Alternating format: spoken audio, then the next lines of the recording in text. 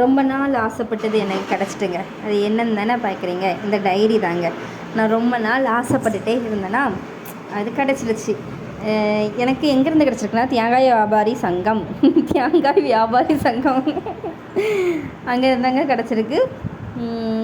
அடிக்கடி வாய் குளறு என்ன செய்யணும் தெரியல, அங்கே இருந்தால் கிடச்சிருக்கு. ஆனால் இந்த டைரியில் வந்து நான் எதிர்பார்க்கவே இல்லை, இவ்வளோ டீட்டெயில்ஸ் கொடுத்துருப்பாங்கன்னு நினைக்கல. இது தேங்காய் வியாபாரி சங்கத்தில் உள்ளது பாருங்கள். இங்கே இது ஓகே, இதாச்சும் அங்கே எல்லாத்துலேயும் இருக்குன்னு சொல்லலாம். அது போக ஆன்மீக தகவல் நிறைய இருக்குது. இது வந்து அவங்க வந்து 2 விதமான டைரி அடிச்சிருக்காங்க. ஒன்று வந்து ஏசப்பா படம் போட்டது, இன்னொன்று வந்து பிள்ளையாரப்பா படம் போட்டது. அதுலேயே என்ன டீட்டெயில்ஸ் இருக்குன்னு எனக்கு தெரில. இதில் வந்து நிறைய ஆன்மீக தகவல்லாம் நிறைய எழுதியிருக்காங்க. நான் பார்த்து எனக்கே அபூர்வமாக இருந்துச்சு, இப்படிலாமா அடிப்பாங்க அப்படின்ட்டு. எதுனாலும் இதை பார்த்துக்கலாம், சந்தேகம் இருந்தாலும் நான் இதெல்லாம் பார்த்துக்கலாம். ரொம்ப யூஸ்ஃபுல்லான டைரி தாங்க. பாருங்கள், எல்லாமே இருக்குது, ரொம்ப யூஸ்ஃபுல்லாக இருக்குது. நான் பார்த்து ஷாக் ஆகிட்டேன்.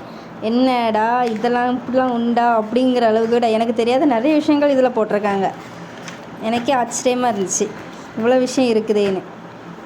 பார்த்தீங்களா, நல்லா யூஸ்ஃபுல்லாக தான் அடிச்சிருக்காங்க தேங்காய் வியாபாரி சங்கத்திலேருந்து. ஒரு வழியாக டைரி கிடச்சிச்சு. எனக்கு எது கிடைக்கிறோ இல்லையோ வருஷம் வருஷம் ஒரு டைரியாச்சும் கிடச்சா தான் எனக்கு ஹாப்பியாக இருக்கும். அந்த வகையில் எனக்கு பிடிச்ச மாதிரி டைரி கிடச்சிச்சு. பின்னால் முருகர் இருக்கார், வெயிலோடி முருகர்.